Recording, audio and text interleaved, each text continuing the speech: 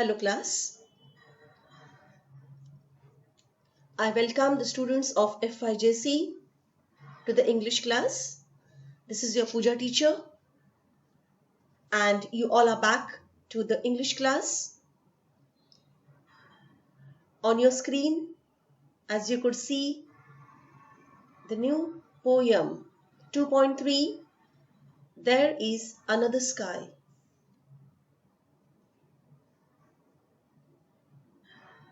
Yes, very interesting title of the poem, There is Another Sky, which is making us think about what exactly the poem is about. Students, this poem is composed by Emily Dickinson, as you could see on your screen. But before we learn something about Emily Dickinson, before that, I would like to focus your attention on the icebreakers. Yes, and I hope you all love this activity of icebreakers. So the first question, life is an amalgam of happy and sad moments. Think of such moments in your life, pair with your classmate and share both the aspects of life. So students, it is very much personal response. It is interpretative type where you will be sharing your happy moments as well as your sad moments. Two already done for you on screen. Yes, winning the first prize in a competition. Sad moment could be losing your mobile, bicycle or wallet. So we have happy moments and sad moments. Even you can recollect some past memories and could write about your personal happy moments and sad moments. Next question on your screen. Discuss with your partner and find proverb, idioms or phrases of similar meaning to the one given and fill them in the stars given below. So now students, here we are going to discuss some proverbs, idioms or phrases of similar meaning. Yes, so in the first star you could see every cloud has a silver shining. Yes, this particular proverb is very much familiar to us, that every dark night do have a bright morning. That is the meaning. After every sad day, there is the arrival of happy day. In the same manner, I would like to give three more. All's well that ends well. Next, he who falls today may rise tomorrow. Next, blessing in disguise. So these are some proverbs or idioms or phrases you can say. And now we move on to the next question. When we look at the sky, we find several objects. They stand for something or the other. Complete the following table by finding the significance of the given objects. One example is given to you. So let us see what are the things given in the columns. We have two columns on our screen. So one is the celestial bodies and the other one is the word associating with. So the first celestial body is the sun, and the words which are closely associated with the sun is the power, heat, energy, commitment, etc. Then the word is moon. What thoughts are coming to your mind? when you think about this particular celestial body, the moon? Of course, the moon stands for its beauty. It signifies purity, calmness, youthfulness, etc. Then the next is the rainbow. Yes, the moment you see rainbow in the sky, what do you feel? How do you feel? And what does the rainbow signify? Yes, so the rainbow signifies happiness, promise, equality, peace, spirituality, etc. Next, the stars. The stars, they stand for us as a guidance, protection, dreams, good luck, and eternity. So these are some of the words which are very much associated with the beautiful celestial bodies. Now the next question on your screen. Colors mentioned in the hexagons given below are associated with something or the other. Discuss with your partner and fill in the blanks. So we have some colors here. So we have blue color, pink, yellow, red, black, white. Okay. So yes, white is given to you, that stands for peace. White is closely associated with peace. Then think about the color blue. Blue is the color of tranquility, gloom. Gloom, that very often it is described as the melancholy or the sad moment of life. So blue. Pink.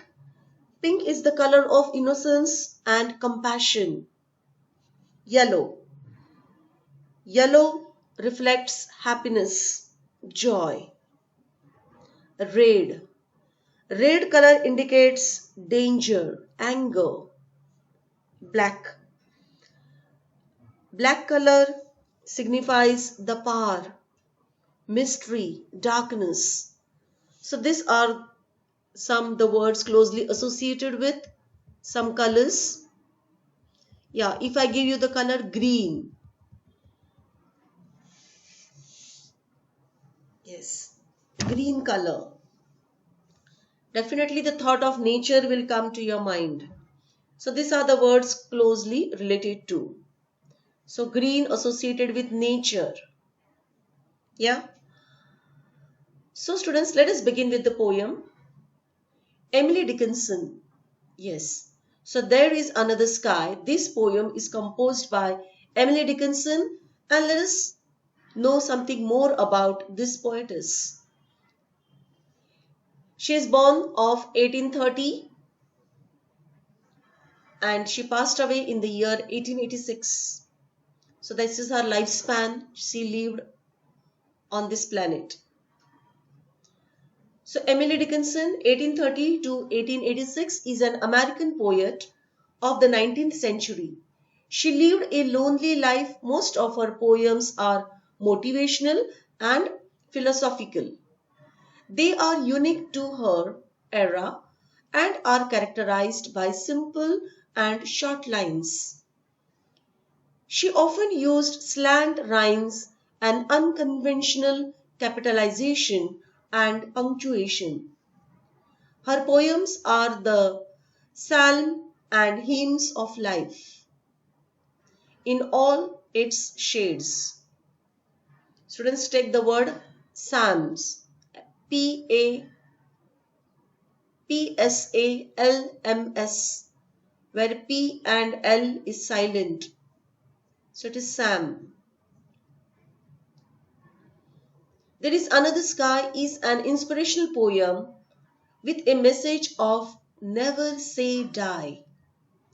It is a Petrarchan sonnet with octave and sextet. Students, please take note. I repeat it again. This poem is a Petrarchan sonnet with octave and sestet. The poet is communicating to her brother through a letter. I repeat, the poetess is communicating to her brother through a letter. She encourages her brother not to get depressed under any circumstances and pleads with him to return home. Life is full of challenges. One can tackle these challenges with a positive attitude. The poem ends on an optimistic note. The brighter garden stands for choices that life offers to all. I repeat the last line. The brighter garden stands for choices that life offers to all. And now here I would like to read the poem for you. Just in a quick succession, students, you read the poem for yourself first. At the same time, you can also read the meanings, the glossary notes given in the blue color inset.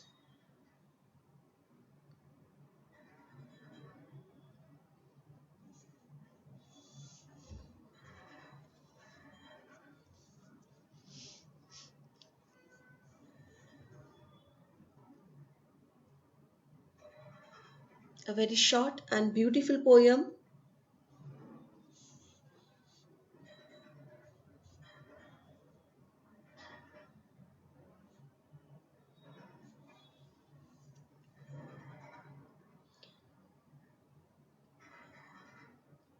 I hope you all have completed reading the poem. And here I read this poem for you. There is another sky.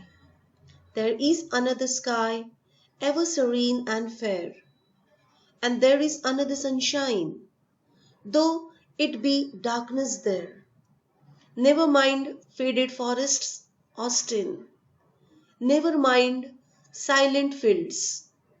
Here is a little forest whose leaf is ever green. Here is a brighter garden where not a frost has been. In its unfading flowers, I hear the bright bee hum. Preeti, my brother, into my garden come. Students, take note. This poem is of 14 lines, so it is a sonnet.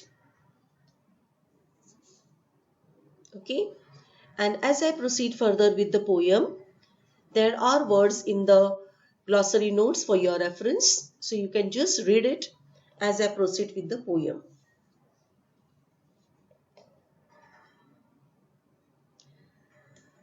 Yes, again one more time you can read the poem.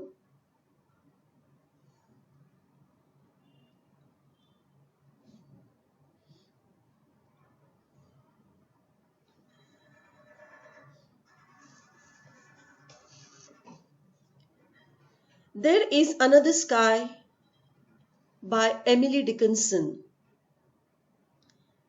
There is Another Sky is a sonnet that depicts the beauty of nature itself in her described Garden of Eden, as many call it.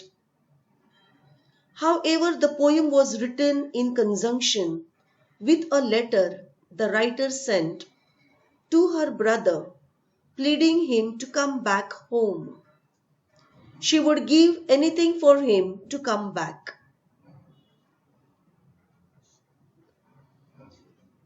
So students, first I will explain you the poem and then we'll go line by line.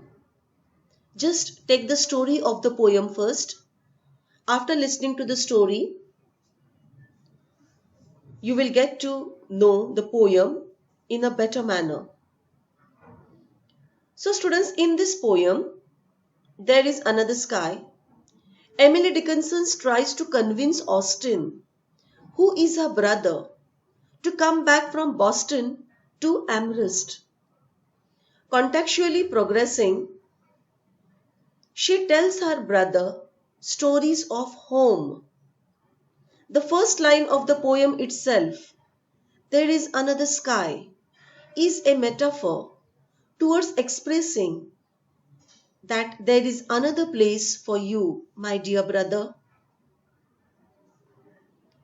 As per the context, Amherst is just another geographical location, yet in her poem, it begets a celestial depiction comparable with the Garden of Eden, where sunshine never fades and leaves are always green. So students, please take note. The place where the poetess is right now in the poem is Amherst, and her brother is far away in Boston. So the sister is continuously writing letters to the brother, to her brother, to come back, to return back home. Okay. So here the poetess is just describing Amherst, that this particular place where our home is a begets a celestial depiction, means it is a begets celestial depiction of Garden of Eden. Students, please take note. Here the sister, Miss Emily Dickinson, is explaining her brother that our home is nothing but a place of saintly father. This is a place of heavenly father, so called Garden of Eden. Therefore, she is using the word that this is a celestial place. Students, as you all know, what is Garden of Eden? The beautiful garden containing the tree of life, when God intended Adam and Eve to live in peaceful and contented innocence, effortlessly reaping the fruits of the earth. The garden also contained the tree of knowledge of good and evil, from which Adam and Eve were forbidden to eat. So here, the geographical location Amherst is described as the Garden of Eden. The poetess wanted to portray the idea of home as something special. No matter what changes around home, home will always be home. Emily, being the loving sister, wanted her brother to know that in Boston there might be darkness and the flower may wither. Means in Boston there may be some hard times, some darkness may come to your life, and even the happy moments will pass by or fade away. But here means at Amherst, but here there is always sunshine and the flowers are forever blooming in her garden. Here, as per context, means Amherst or their home. However, it could also mean her being the heart of their home. Students, please take note. Here, you can compare the garden to the Garden of Eden, or you can also compare the garden to the heart of the sister, to the heart of the loving sister. And who is she? Emily Dickinson. Further, students, The poetess expresses the unorthodox amount of love. Yes, this is a sisterly love towards her brother who is at a distant place, not to be seen years together. Therefore, the sister is craving for her brother's arrival. Okay? So here it is said that it is just like an unorthodox amount of love she has towards her brother. You can also use this unorthodox as unconditional love. Sister is not expecting anything else from her brother, but just she wanted her brother to come back home safely. So this is the amount of love she has towards her brother in this poem. And because she loved him, she wanted him to be happy. And this garden of hers serves that very purpose. Austen might be living very jolly, but there are bound to be sad moments. Emily loves him so much that she wants even those sad moments to completely disappear. Living under a light that never fades is just her way of expressing her undying love for him. Dear students, the poem ends with "Into my garden come." See the last line.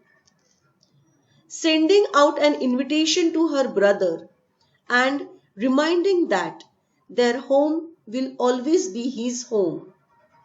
However, the nature of the poem allows it to be interpreted in another manner, where Emily is describing herself to her brother. But regardless of interpretation, it is still an invitation sent to her brother, Austen, to come back home. So, students, I hope you have understood the poem. Yes. There is Another Sky by Emily Dickinson is a clever and metaphor-rich poem that depicts the poet's writing as a garden with unfading flowers. Dear students, within the text, Dickinson speaks directly to her brother Austen. She tells him that there is another sky where one can live without worry. There the flowers live forever and there is no frost. Time has no power over her world. It exists exactly as she conceived of it forever. This bright and uplifting poem suggests that writing has a power that transcends time and experience. So now students, here I will just go line by line with the poem. So first I would like to pick up the first four lines. There is another sky, ever serene and fair, and there is another sunshine, though it be darkness there. So students, in the first four lines of There is another sky, the speaker begins by making use of the line that later came to be used as the title. Dickinson's poetry more often than not went without titles. They are usually known by the first line or by a number. So this is a speciality of Emily Dickinson poem, that the first line of her poem is always the title of the poem.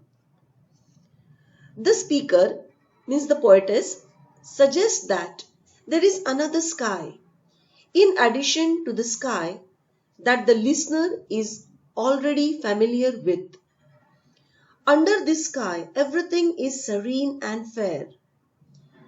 Another sun shines there despite the fact that it's darkness there.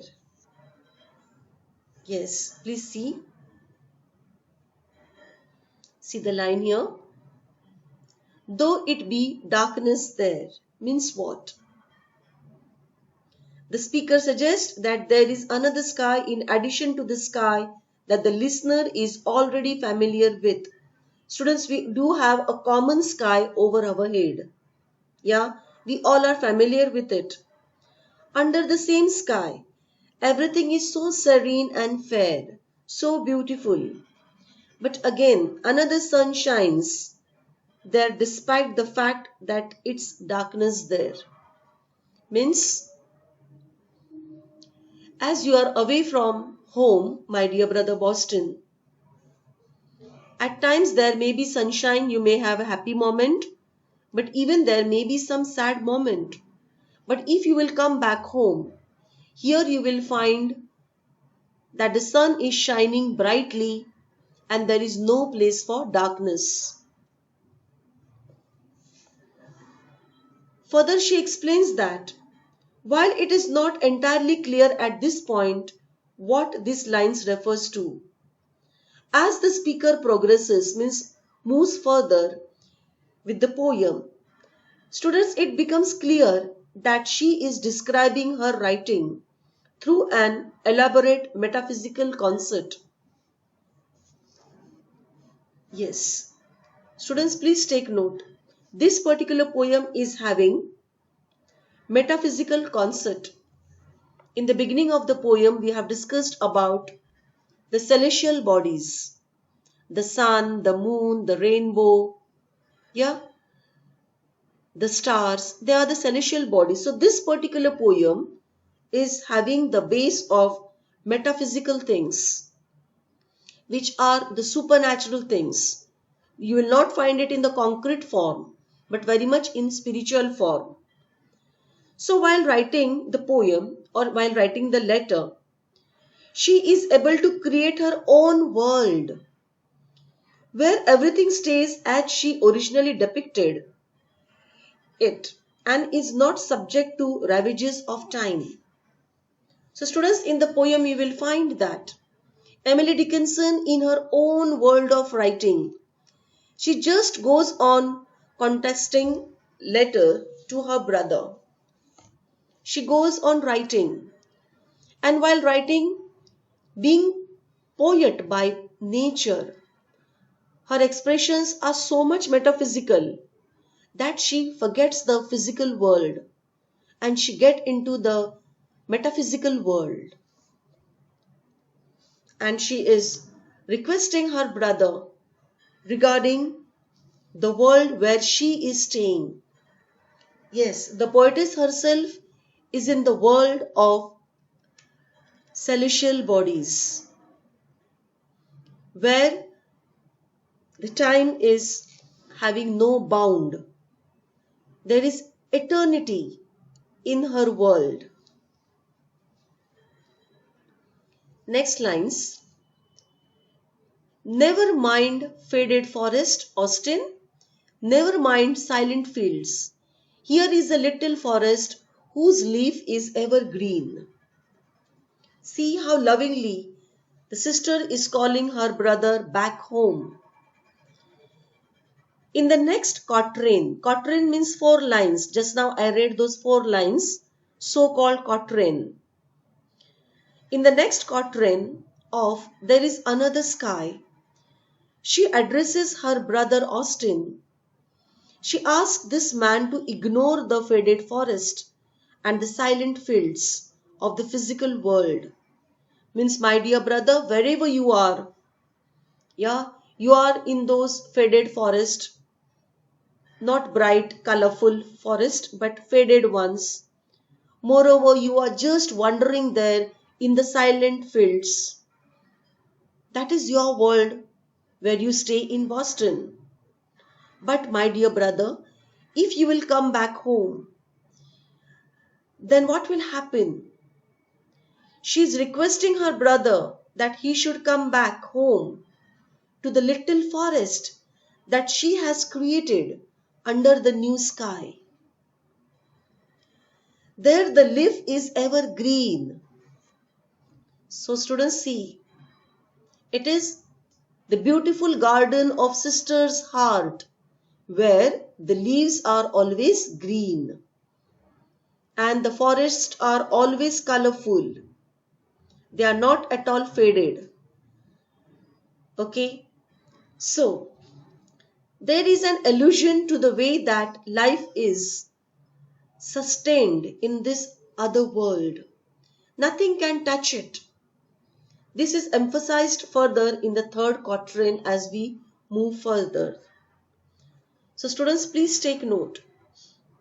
This is a very loving letter. These are the very loving words by a loving sister to her brother. She is trying to convince her brother in every possible way that she could, so that her brother should come back home. Indirectly, she is trying to lure her brother to come back home. Now see the next lines. Here is a brighter garden where not a frost has been. In its unfading flowers, I hear the bright bee hum, Prithee, my brother, into my garden come. Students, here in these lines, the speaker continues to describe her garden in the third and final quatrain of There is Another Garden. In these lines, she uses the word brighter. Take note of the word brighter. To compare the world she has created. Students, please take note. This another sky, this another world is created by the poetess. Okay, as the poetess is living very much in the metaphysical world, this world is her own world where everything is so fine, everything is so brighter as compared to the world outside. So she uses the comparative degree of brighter to compare the world she has created to the one that everyone lives in physically.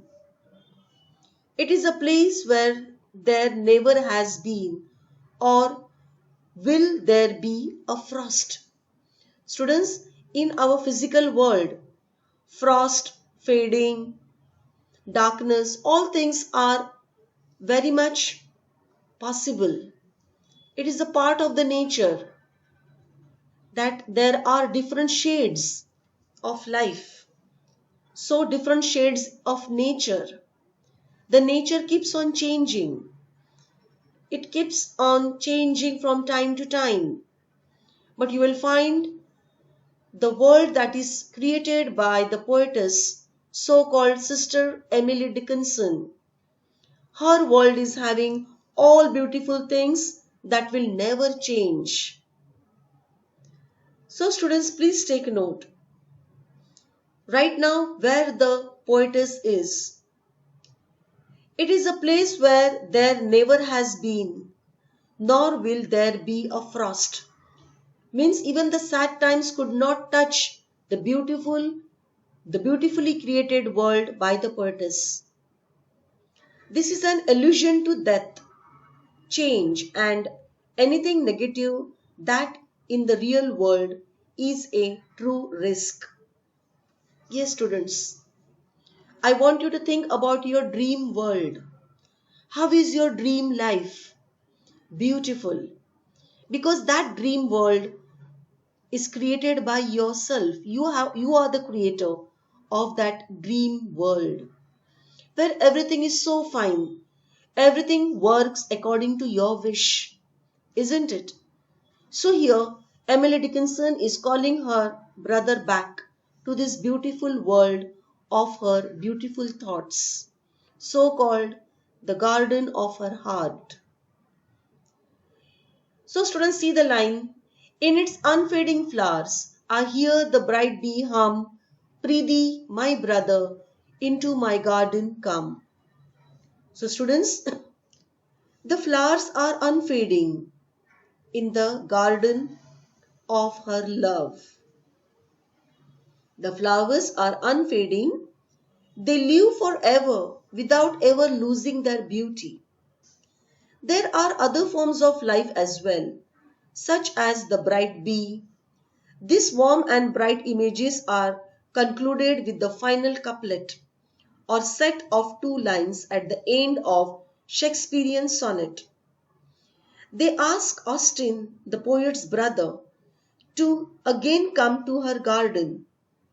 There, within her writing, she won't have to be concerned with the dangers of the real world, aging or change. So students, here there is a final call for the brother, that dear brother, please come to my garden, garden of love. And here there is no danger at all, no danger of aging, no danger of death. So my brother Preeti, Preeti is a nickname of her brother Austen. So she is calling her brother Preeti, my brother, into my garden come. So on this note, I complete this poem. Now students, just quickly we'll go to the structure of the poem. Yes, structure means overall we are going to study the poetic devices of this poem. There is Another Sky by Emily Dickinson is a 14-line sonnet that is contained with a single stanza of text. These lines do not follow either of the two most famous sonnet rhyme schemes, those belonging to the Shakespearean sonnet and the Petrarchan sonnet. Rather, Dickinson uses a combination of half rhymes and perfect rhymes in order to create a feeling of rhyme that runs throughout the text.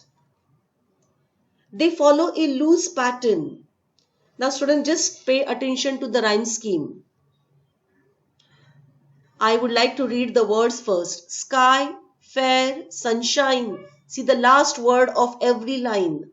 Sky, fair, sunshine, there, Austen, fields, forest, green, garden, bean, flowers, hum, brother, come. Okay, so it is a very loose pattern of rhyme scheme. So just something that I have made is A, B, C, B, C, D, E, C, F, C, G, H, I, H. Okay, I repeat the rhyme scheme. A, B, C, B, C, D, E, C, F, C, G, H, I, H. In regards to meter, the lines are closely related with 3 to 5 metrical 5 feet per line. So students, check the meter of the poem. They are closely related to each other with 3 to 5 metrical feet per line. Students, you will also find that a perfect rhyme is one that is normally associated with poetry, where all the aspects of the two words corresponds. For example, come and hum. In this line, 12 and 14 and fair and there. Please come. Please come to the line 12 and 14. See the words. Fair and there. In lines 2 and 4. Come to line 2. Come to line 4. You will find fair and there. You will also find in line number 14, 12 and 14, come and hum. So these are some rhyming words, rhyming pairs. Half rhyme, also known as slant or partial rhyme, is seen through the repetition of assonance or consonants. This means that either a vowel or consonant sound is reused within one line or multiple lines of verse. For instance, sky and sunshine. At the end of lines 1 and there, I repeat. For instance, sky and sunshine. See the word sky and sunshine. At the ends of lines 1 and 3, as well as garden and bean. So this is what about the rhyming schemes. Some rhymes are half rhymes. Okay. So students, here I complete with this poem. And now this particular text exercise you will be completing in your notebook. Students, figures of speech I will be sending to you in the PDF notes. So I'm not discussing it right now because then the video becomes very lengthy. Okay. So I'm sending the figures of speech of this poem in the PDF. You just read it and go through it. Okay. So till we meet for the next class, take good care of yourself. Here I complete the poem 2.3. There is another sky, and I hope you have understood it well. If any doubt, you can forward your queries to me. On this note, till we meet for the next class, take care of yourself. Bye.